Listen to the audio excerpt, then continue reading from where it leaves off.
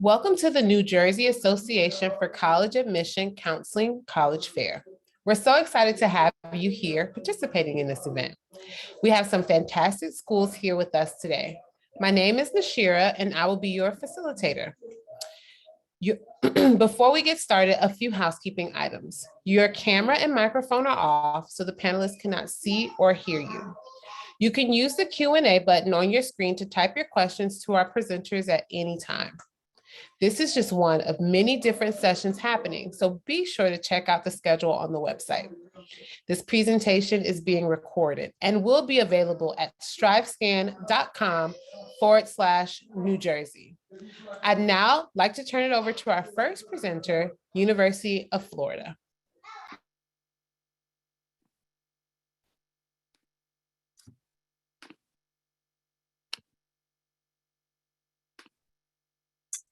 Good evening, everyone. My name is Jeannie, like in a bottle, and I am the New Jersey admissions representative for University of Florida. I'm excited to share a little bit about UF with y'all today, so let's dive right in.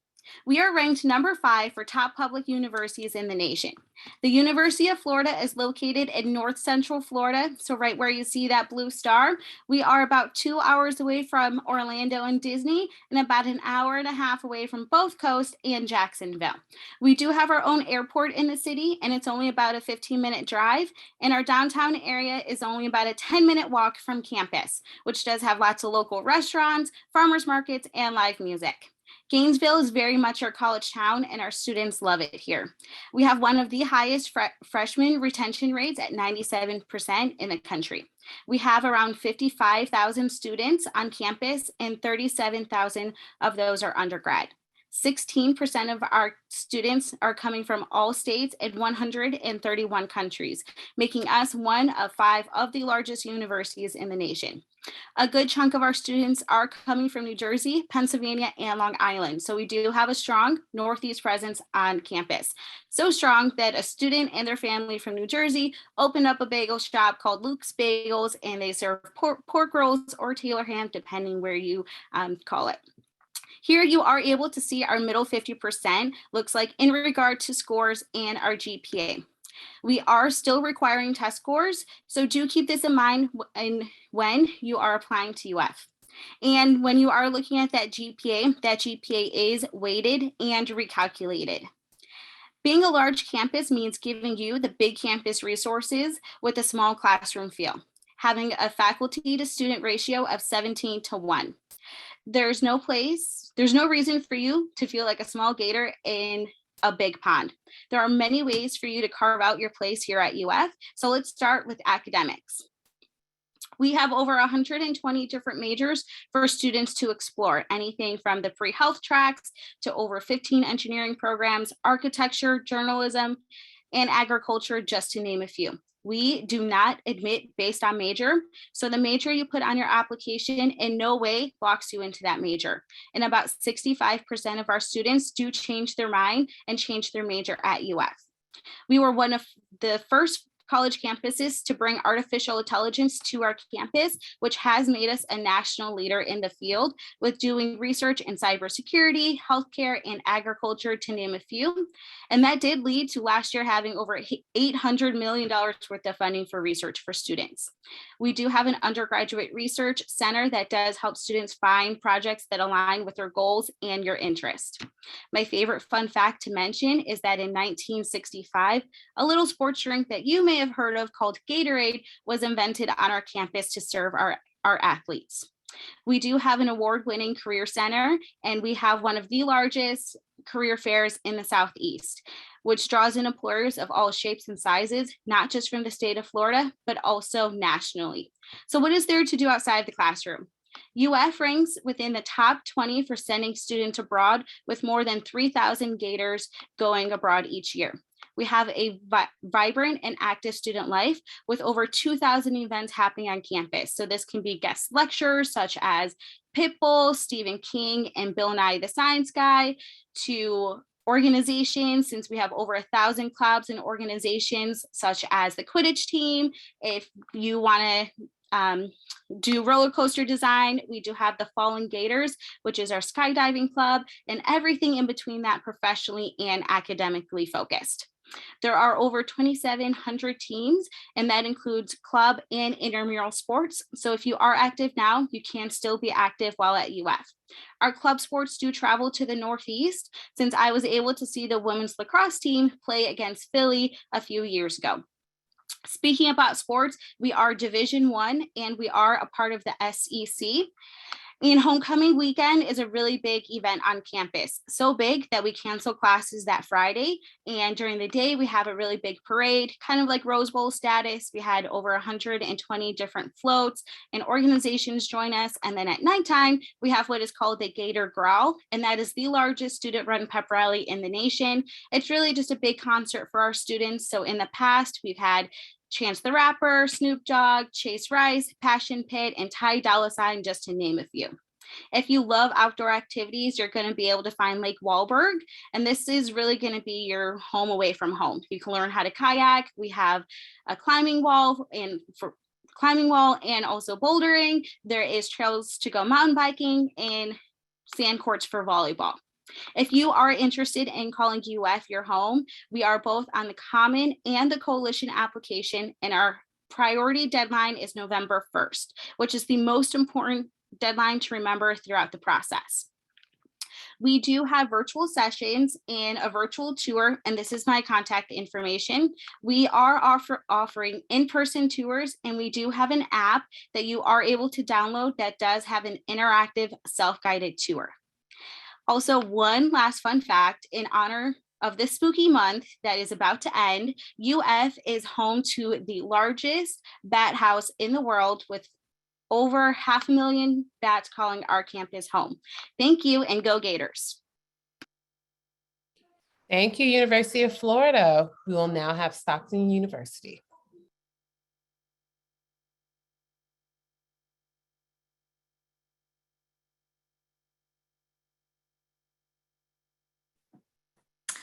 Okay, good evening, everyone. My name is Tracy Lisk. I am one of the assistant directors of admission at Stockton.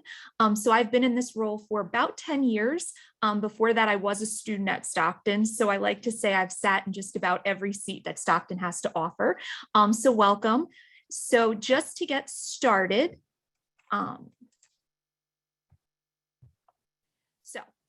Stockton, if you're not familiar with us, we are a New Jersey school, so you probably are, since this is the NJACAC fair, but we are located down in Galloway, New Jersey, which is about 20 minutes west of Atlantic City. And then we also have our Atlantic City campus, which I will get to and elaborate on a little bit later. So the picture you see before you is an aerial shot of our Galloway campus. We opened up in 1969, so we just recently celebrated our 50th anniversary. So we are relatively new compared to some of the other colleges and universities around the nation. So this campus that you see before you is where about 80% of our classes are taught and where about 80% of our students reside. So it is by far our main hub. It's where mostly everything goes on. And we are located on 2,000 acres in the Pine Barrens in South Jersey, which makes us, I believe, the only university or one of the only universities in the nation that is located in protected, nationally owned land. So that is a distinguishing factor of Stockton University. So as promised, this is our Atlantic City campus. So whereas the Galloway campus is our original campus, it's 50 years old, this only opened in 2018. So as you see, it has a very different feel from the Galloway campus, even though it's located only 20 minutes away. So this is beachfront. It does offer oceanfront housing. So as you see, the residential complex is right on the boardwalk. And this campus is located on the boardwalk between Atlantic City and Ventnor.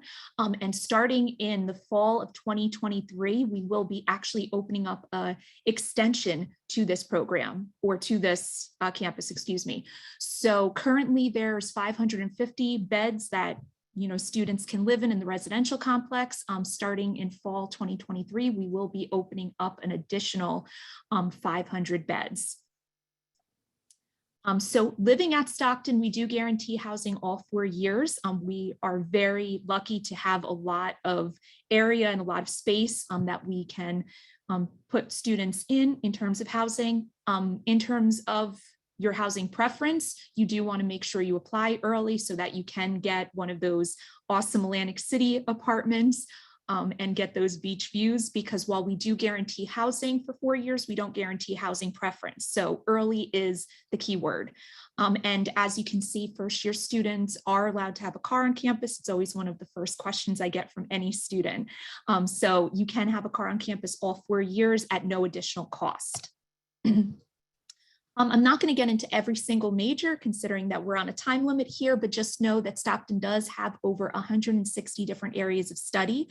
So that includes majors, minors, certificates, accelerated dual degree options, and I'm happy to answer questions about any of those if you want to drop questions in the Q&A later. So we are a mid-sized university of about 10,000 students, and I always like to say that we're a schmedium school. My colleague actually coined that word. So we're kind of a cross between a small and a medium school. So we have a lot of the benefits and the perks of a larger school. One being that we have a lot of ways to get involved. So we have over 200 clubs and organizations. We have over 30 Greek organizations. And then we also have 18 Division III athletics, in addition to a number of intramural and club sports that you see on the screen before you. Now, in terms of how to apply, if you want to apply to Stockton, if this sounds all interesting to you, you would have to complete the application. We are on the Common App, and we also have our own web application. And the only thing you would need to complete your application is your official high school transcript and your essay. The other recommended items is 2 letters of recommendation, as well as we also look for an activity sheet or something that goes over all of your involvement in and out of high school. And as you see, we are test optional. Almost all of our programs are test optional with the exception of 3: nursing, accelerated 7-year medical, and dual degree pharmacy. Those are the only 3 programs that do require test score submission.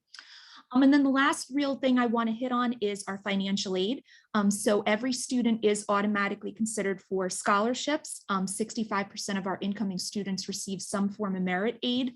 And then we also have our brand new Stockton Promise program, which does guarantee free tuition and fees for financially eligible students. So you do have to meet certain eligibility requirements, namely that you have to have an adjusted gross income of $65,000 a year or less. If you fall into that category, and if your FAFSA indicates that, we will automatically provide you with that Stockton Promise grant, which, as I said, does cover free tuition and fees. It does not cover room and board. And as you see, total, it's about $28,000 per year to live on campus and attend Stockton. I went over a little bit about our scholarships.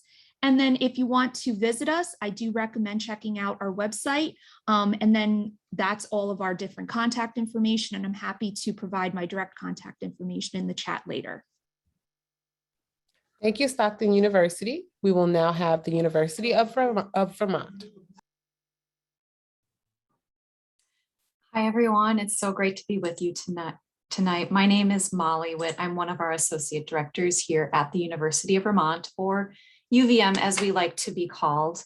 I'm excited to share more about this really special university with you tonight. And if you haven't been up to Vermont yet, I really hope you get a chance to come up and visit. This is a really unique, quirky, exciting little town that we're located in. So just to kick us off, some stats about the University of Vermont. We are a public research university, but in a lot of ways, we're going to stand out as a very different type of public research institution. We only have 10,000 undergraduate students, 13,000 students total. And then when we look at our population of students, only 28% of our students are from the state of Vermont, making the other 72% of our students coming from outside of our state, predominantly from the Northeast Mid-Atlantic, but a number of other places as well. There's really great representation on our campus.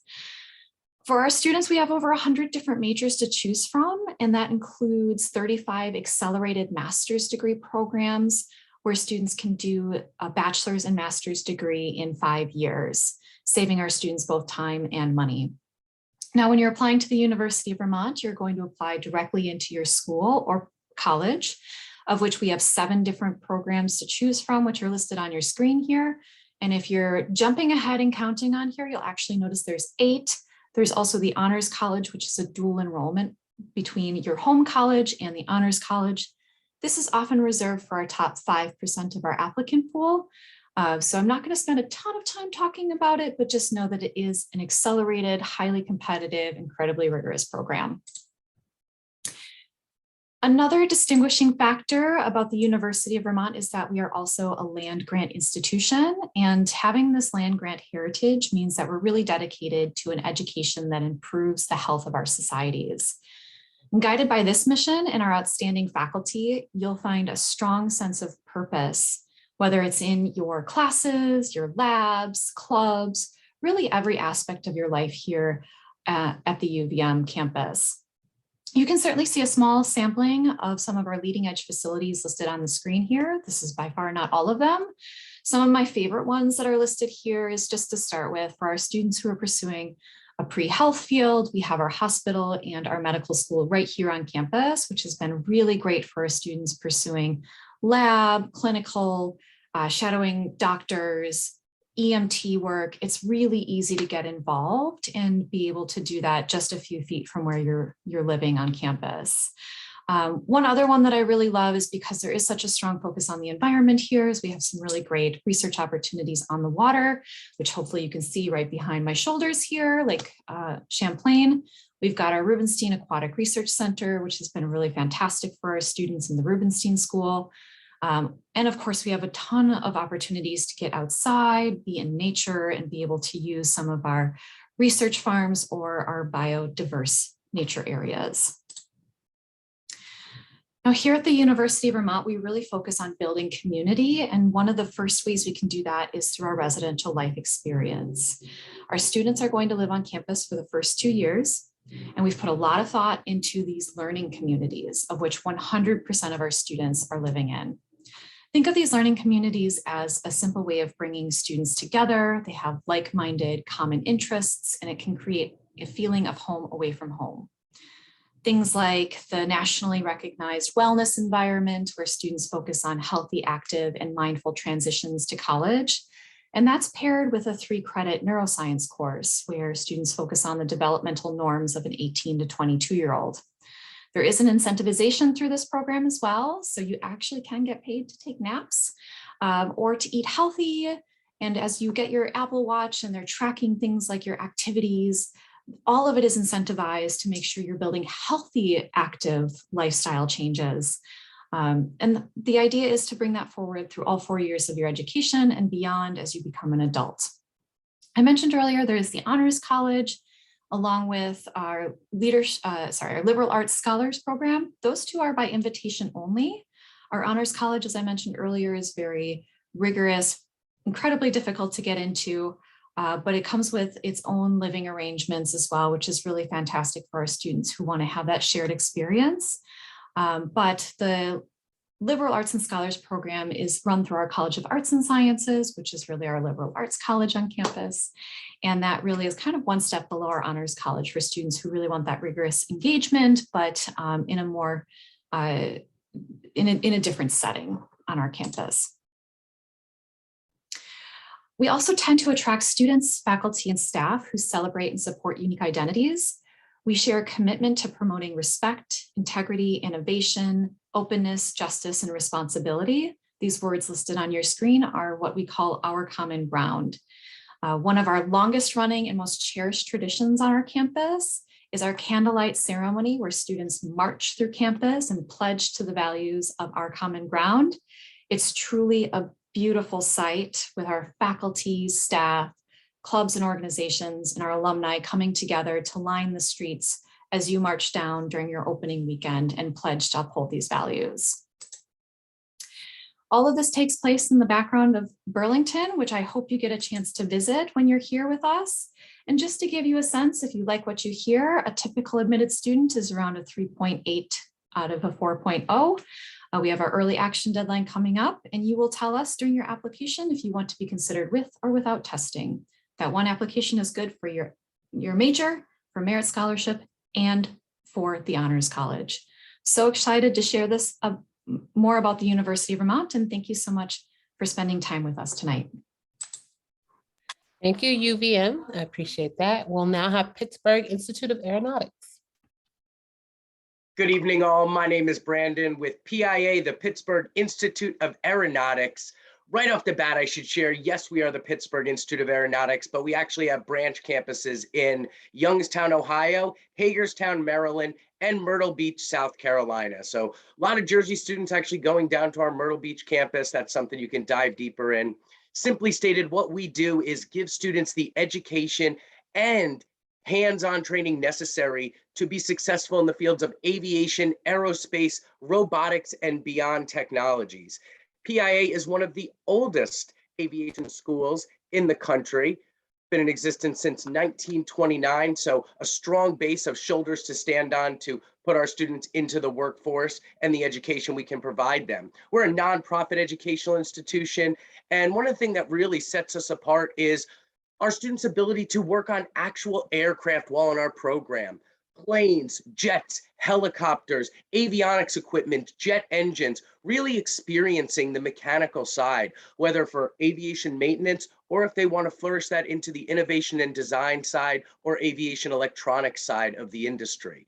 And you'll see that some of our aircraft right there that I'll be happy to show you. One of our students working on our Learjet. PIA graduates have gone on to work at NASA, SpaceX, Blue Origin, some of the top aerospace organizations, technology and military contract companies like Lockheed Martin, Pratt & Whitney, for Stat Medevac, medical transport. Disney will hire our graduates to work on and maintain roller coasters, motorsports, cruise ships, cargo aviation, of course, commercial aviation, Southwest, Boeing, Piedmont, all commercial airlines, so many different avenues under the aeronautical umbrella. And you can find a full list of where our grads are working right there, pia.edu/career-services, as well as some other great information about PIA and all we do to set our students up approaching graduation for success, on-campus career fairs, help with resume writing, interviewing skills, as well as free tutoring throughout any of our programs. We are ranked Forbes #1 two-year trade school based on a multitude of factors you'll see right there. That is why some of our students are given some of these amazing opportunities and receive several job offers before even finishing their program at PIA. So I'd love to hear from some of the schools, and what I'm offering is kind of a different alternative. I encourage you to look into a community college, a four-year school, and a trade school, but you will not find large lecture halls at our college. You will find small classes simulating the industry, working in small groups in our hangar on actual aircraft. But instead of just show you pictures, I definitely want to kind of take you inside, because it is such a unique experience, into what it looks like inside our campus. Yes, we have theoretical foundations to what we do, but what it would look like to be inside our hangar working on aircraft in our students' quote unquote classroom, if you will.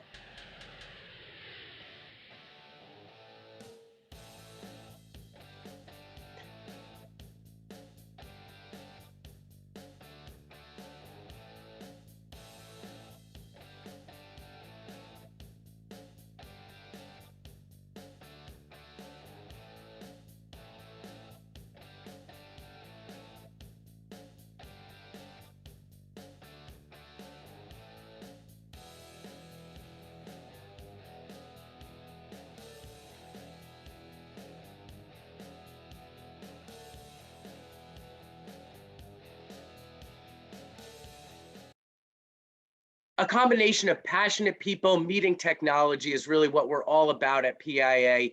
As I mentioned, Pittsburgh is our main campus, but we do have 3 branch campuses. The closest to you in New Jersey would be Hagerstown, Maryland, but also Youngstown, Ohio, and Myrtle Beach, South Carolina.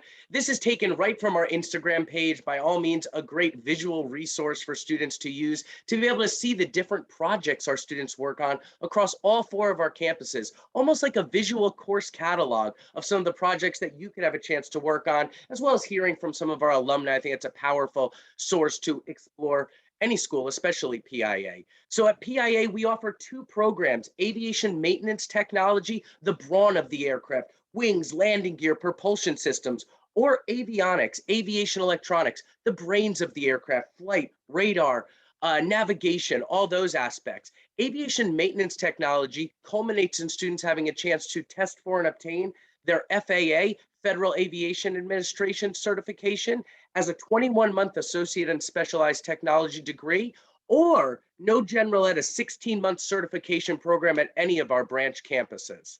Some of the skills you'll learn in that program: aviation electronics or avionics culminates in students being licensed by the FCC and only is offered as a 21-month associate in specialized technology degree program at our Pittsburgh main campus.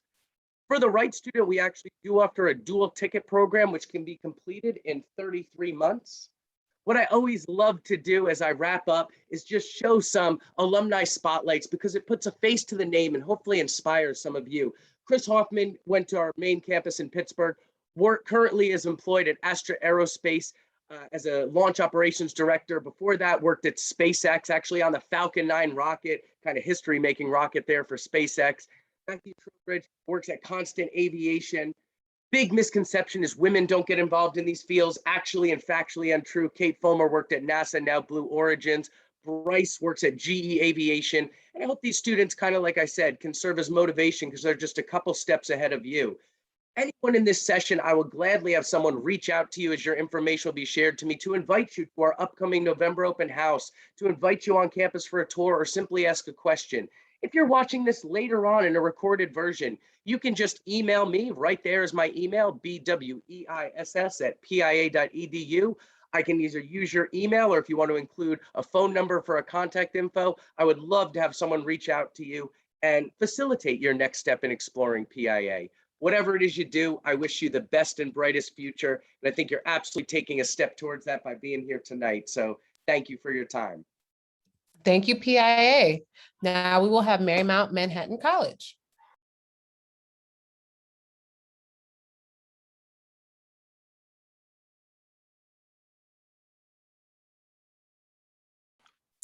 Hi, everyone. Thanks so much for the intro. So my name is Patrick Riley, and I am from Marymount Manhattan College. If you haven't heard of us before, we are a small liberal arts college located on the Upper East Side of the borough of Manhattan, located in New York City. This is the front image of our primary academic building, called Carson Hall, but we're going to go over the map in a little bit, and I'm excited to share some more information about Marymount tonight. So just some quick facts. We are currently located on the Upper East Side, as I mentioned, over to the right, where the MMC logo is. That is where our academic buildings are housed, on 71st Street between 2nd and 3rd Avenue. And then moving down the map, you will see two other spots highlighted, one being our 55th Street Residence Hall, and the other one being our Cooper Square Residence Hall. Students have the option to live on campus. They can for all their 4 years at Marymount, but they are not required to.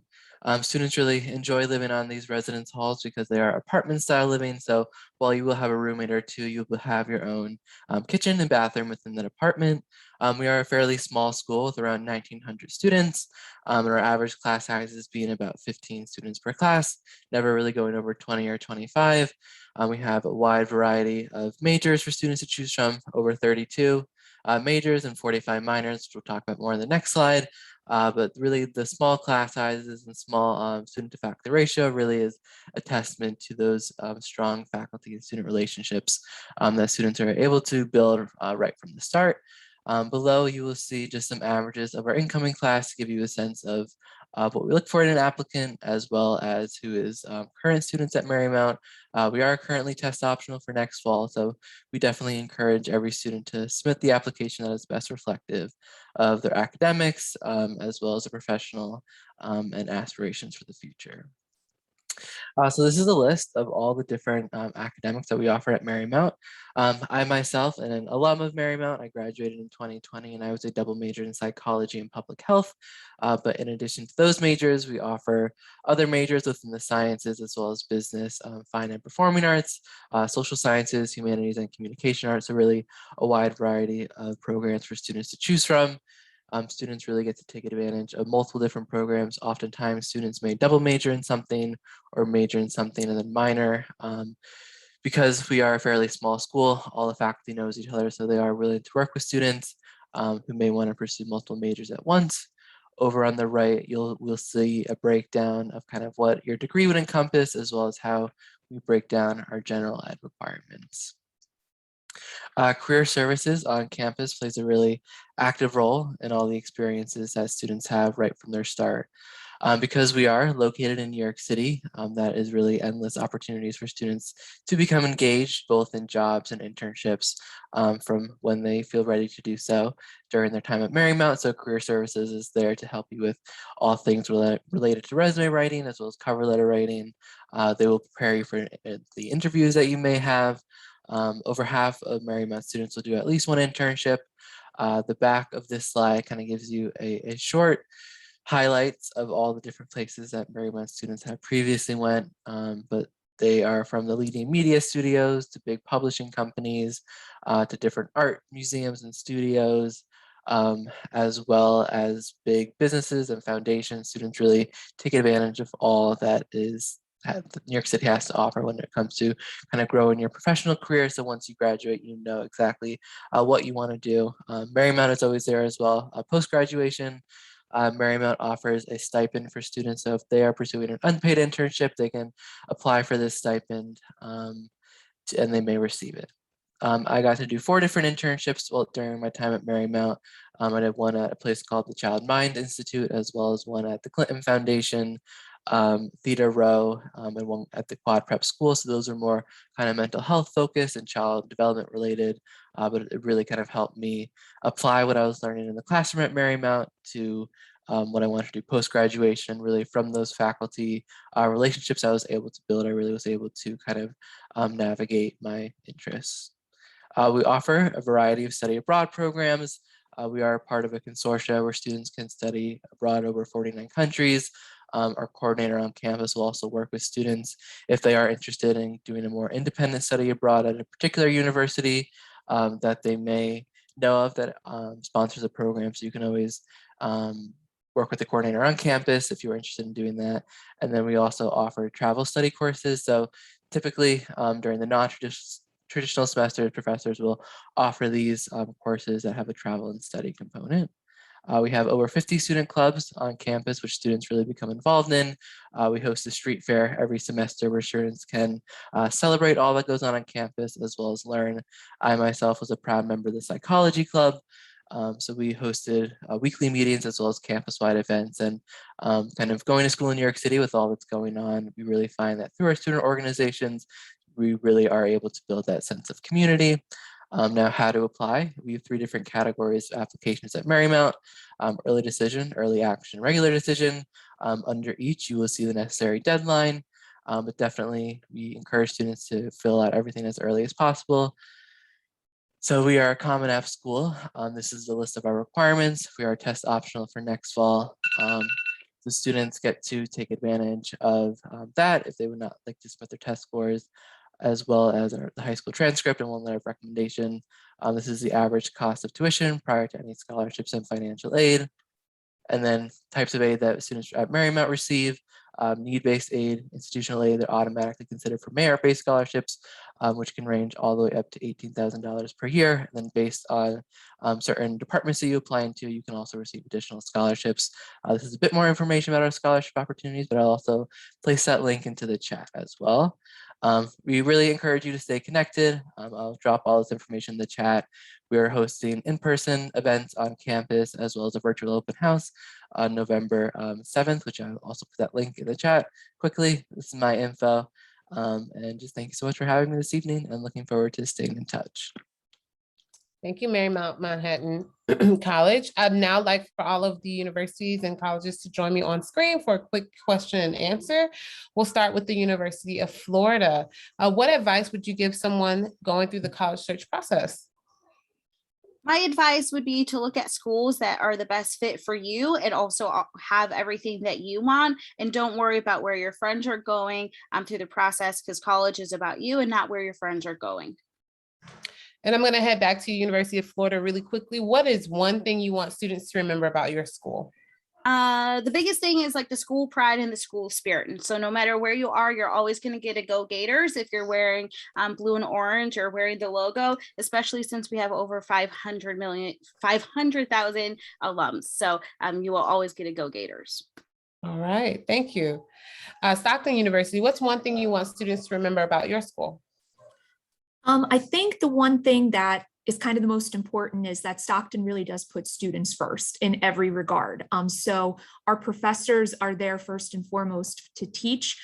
They are not there to just do research or to kind of publish. Our faculty are very accessible.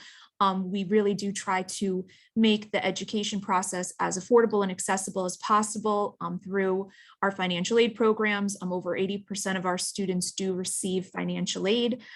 So, I mean, I think just kind of keeping in mind that it really is a student-centered and a student-focused university, and that you are guaranteed to be a name and not just a face or a number in a classroom. Right. And so Stockton University, could you also talk to me about a myth you'd like to debunk on the college admissions process? I think one of the biggest ones is that the only thing that matters in the admissions process is your transcript or your test scores. I know a lot of universities and colleges, Stockton included, take a holistic approach to the review process. So it really is important to complete your full application profile, include activities, really work on your essay, include meaningful letters of recommendation, because you really are more than just a GPA or, you know, an SAT score that you got one Saturday. You are a whole person who will be joining the campus community. Thank you. UVM, same question. What is one myth you'd like to debunk on the college admissions process? I think what I really have enjoyed about living through this really rough time in our history of the pandemic is that it's opened a lot of our eyes to the reality of being able to assess students on a holistic basis without needing the SAT scores or ACT scores. So I really just want to continue to encourage families and students to understand the value, as Tracy had said, of that holistic review and not put as much emphasis on entrance exams because we know it's just one number. I know that's not the case for every institution, but I think what I've really appreciated is that it really puts a stronger value on the holistic review, regardless of what the requirements are for an institution. And then UVM, what is one thing you want students to remember about your school? I would love for people to remember that our students are multifaceted and that they don't come in just wanting to do one thing. They're incredibly passionate about whatever it is they're excited about. But it is a really academically rigorous place for the type of student who wants to have a social or environmental consciousness lived out. And it's the type of place where we really attract this healthy, active lifestyle. So this multifaceted approach to be able to balance everything is something that really lives and breathes on our campus. Thank you. PIA, what advice would you give someone going through the college search process? The advice I would give is educational exploration, I think, is the top of the list. There's no set correct course or path. And the way that you find the best course and path, like events like tonight, is to know every option available to you. So if you told me you love PIA and wanted to come to our school, one of my questions would be, what other schools are you looking into? Even outside of trade schools, four-year schools, community colleges, really just know every available option to you to make the best decision. And like I heard earlier, that can't be based off friends, not even advisors or counselors. They can all give advice on that, but it really has to come from you, your personality and your passion. And one tangible piece of advice for organization purposes, set up a separate email that you can use for college exploration. A lot of times emails, whether in exploring or once going through the admissions process, might get lost because we get so many emails a day. You can have this one-stop shop that you go on and know that the information for schools you're looking into, or once you're actually in the application process, you can check repeatedly and be sure to be in contact. That's always sometimes a struggle with students, as I heard today, whether it be for housing at some of the schools or getting the information on open houses or anything like that. Thank you. And then what's one thing you want students to remember about your school? One thing I'd like students to remember is there's a different path for everyone. At my school, you're going to get an opportunity to work on actual aircraft, which is a very unique experience and a very unique educational experience for the right kind of individual. But the one thing to take away is you need no mechanical experience to enter my program, no prior STEM education. Really, what we're looking for more than anything else is interested, passionate people. That's something that we can't teach or can't give to someone. We can provide all the education and training necessary to be success stories in these industries of aviation and aerospace and beyond. But I need you to have that interest and passion and that drive to want to learn. Thank you. Marymount Manhattan College, what's one thing you want students to remember about your school? So I really want students to take away that because we are uniquely located in Manhattan, right on the Upper East Side, students really get to take advantage of the best of both worlds, us being a smaller school, but in a large city, students really get to grow their relationships with faculty and professors. So not only through taking different courses, but all the faculty will know that their student's name probably by the second week of class. You'll get to know who is on your campus. So they'll be able to know your interests and either connect you with some research or job opportunity on campus or help connect you with all their connections within Manhattan to take advantage of a variety of different internships as well. Thank you. And I'd also like to know, what is one myth you'd like to debunk on the college admissions process? So I think similarly to what the other counselors have shared, just really making sure that you explore all options and not necessarily kind of come into looking at any college as this is the one college. I think just really considering and learning as much as you can about all the different colleges, whether it be academic programs or their location, or kind of all the different opportunities that they offer, and just getting as much information as possible, and then kind of going into the application process also with an open mind. So really kind of setting yourself up for success, putting your best self into your application and really not limiting yourself based on a particular average score you may have seen somewhere, or kind of a requirement that you may have read. I think just putting your best into the application would be my main advice. Thank you. And I'd like to thank all of the panelists for being here, and thank you all as attendees for being here and joining us. When you close this window, there will be a link to a very quick 5-question survey, and we'd appreciate any feedback that you could provide us. We encourage you to check back at the schedule and sign up for more sessions later in this week.